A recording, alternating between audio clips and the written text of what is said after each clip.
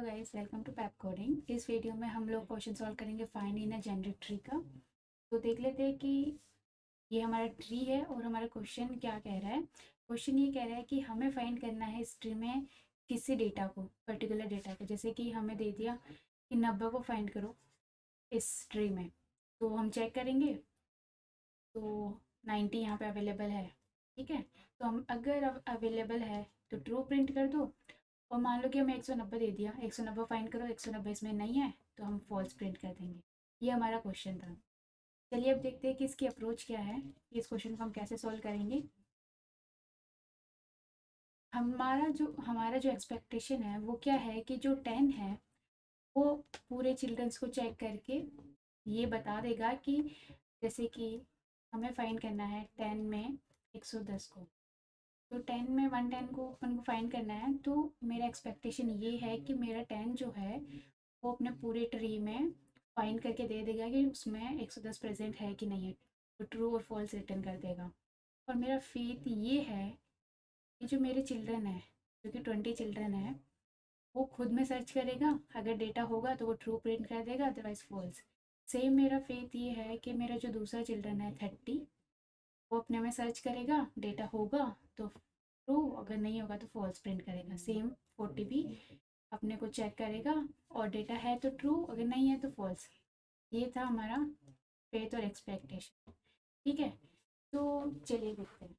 जैसे कि हमने एक कंडीशन ये हो सकती है कि जो मेरा जो नोड है, जो रूट है, वो खुद ही उस डेटा के इक्वल हो। तब क्या, तब हम ये करेंगे कि हम पहले खुद से ही चेक कर लेते हैं कि मैं वो डेटा हूँ कि नहीं हूँ। तो 10 ने चेक करा कि मैं वो डेटा हूँ कि नहीं हूँ, नहीं हूँ, तो इसने कॉल लगा दी अपने चिल्ड्रन को। चिल्ड्रन को कॉल लगाया 20, चिल्ड्रन ने चेक करा। अब हम चेक करेंगे 20 में 110 को। तो 20 ने चेक करा, क्या मैं खुद उस डेटा के इक्वल हूँ, तो नहीं हूँ। फिर ये जो हमारा काम है ये हो रहा है सारा प्री ऑर्डर में। 20 ने चेक करा, मैं खुद नहीं हूँ। 20 ने फिर कॉल लगा दी अपने चिल्ड्रन को। चिल्ड्रन को कॉल लगाई 50, 50 ने खुद को चेक करा, क्या मैं वो डेटा हूँ, नहीं हूँ। 50 ने रिटर्न करा फॉल्स। फिर गए 20 पे, तो 20 ऑलरेडी फॉल्स रिटर्न कर चुका है। तो 20 ने कॉल लगा दी अपने दूसरे चिल्ड्रन को 60, 60 ने चेक करा क्या मैं खुद उस डेटा के इक्वल हूँ, तो 60 110 के इक्वल है, नहीं है। तो 60 ने रिटर्न किया फॉल्स और पहुँच गया 20 पे। 20 ने कहा कि मैंने खुद को भी चेक कर लिया, अपने चिल्ड्रंस को भी चेक कर लिया, हम उन डेटा के इक्वल नहीं है। तो 20 पहुँच गया 10 पे। 10 ने क्या किया, खुद को चेक कर चुका था, अब अपने सेकेंड चिल्ड्रन को कॉल लगाएगा जो कि है 30। 30 ने क्या कहा कि मैंने खुद को चेक कर लिया है कि मैं उस डेटा के इक्वल नहीं हूँ। हमारी जो दूसरी कॉल थी वो थी 30 के लिए। 30 ने अपने चिल्ड्रन को कॉल लगाया, 30 ने अपने चिल्ड्रन को कॉल लगाया। पहला चिल्ड्रन है 70, 70 ने खुद को चेक किया, क्या मैं वो उस डेटा के इक्वल हूँ, तो जी नहीं, नहीं हूँ। तो इसने फॉल्स रिटर्न किया और पहुँच गया वापस 30 पे। 30 ने क्या कहा कि मैंने खुद को चेक कर चुका हूँ और 70 को भी चेक कर लिया। दूसरे चिल्ड्रन को कॉल लगाते हैं कि देखते हैं वो उसके इक्वल है कि नहीं है। तो 80 ने खुद को चेक किया, क्या मैं उस डेटा के इक्वल हूँ, नहीं, तो फॉल्स रिटर्न कर दो और अपने चिल्ड्रन को कॉल लगा दो। अब आए हम 110 पे। 110 ने चेक किया कि क्या मैं उस डेटा के इक्वल हूँ, बिल्कुल 110 के इक्वल है, बिल्कुल है। तो अब क्या हुआ कि 110 ने रिटर्न किया ट्रू, ट्रू रिटर्न किया। 80 पे आए, 80 ने क्या कहा कि मैं पहले से चेक कर चुका हूँ, मैंने फॉल्स रिटर्न किया और मेरे चिल्ड्रन ने किया ट्रू रिटर्न, तो मैं अब ट्रू रिटर्न करूँगा 30 को। 30 ने कहा मैं पहले खुद को चेक कर चुका हूँ और फॉल्स आया, लेकिन मेरा 80 मुझे रिटर्न करा है ट्रू, तो मैं 10 को रिटर्न करूँगी ट्रू। 10 को आया रिटर्न ट्रू, तो जो हमारा आंसर होगा वो हो जाएगा ट्रू। तो आप यहाँ पे एक बात नोटिस कर सकते हैं कि जैसे ही मुझे मेरा डेटा मिल जाता है तो मैं अपने घर की तरफ भागता हूँ। ठीक है, ये कहने का मतलब ये है कि जो हमारा यूलर है वो पूरा नहीं चलता। जैसे हमें डेटा मिलता है हम रिटर्न कर देते हैं। अब जैसे मुझे यहाँ डेटा मिल गया 30 में, तो मैंने 40 को चेक नहीं किया, तो ये थोड़ा हमारा टाइम सेविंग हो जाता है। तो ये थी हमारी अप्रोच इस क्वेश्चन को सॉल्व करने के लिए। चलिए देखते हैं द कोड।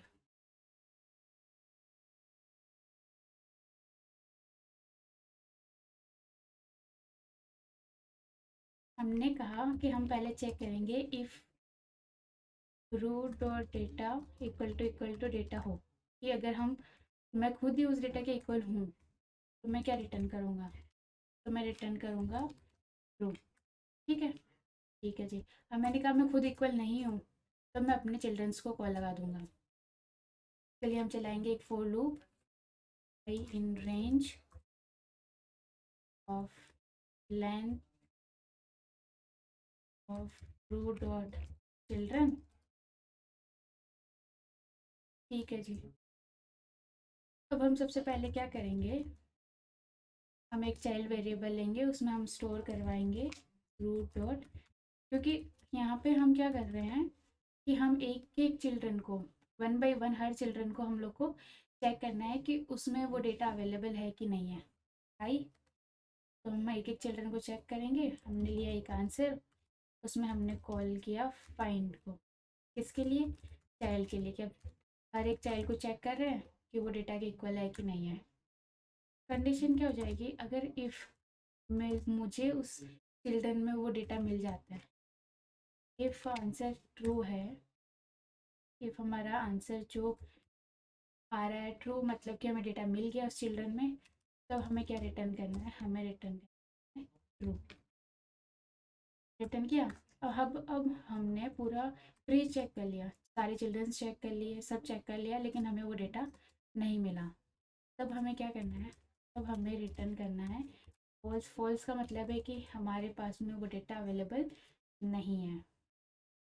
ठीक है जी। तो चलिए इसको थोड़ा सा रन करवा के देख लेते हैं कि रन होता है कि नहीं होता। ये देखिए ट्रू आ रहा है, हमारा कोड बिल्कुल सही है और सबमिट भी हो गया है। तो अब हम इस कोड को थोड़ा सा ड्राई रन करके देखते हैं कि एग्जैक्टली हमारा जो कोड है वो क्या कहना चाह रहा है और कैसे काम कर रहा है। ठीक है, मैंने क्या कर लिया ताकि आपको विजिबल हो, और मैं फिर से ट्री बना लेती हूँ।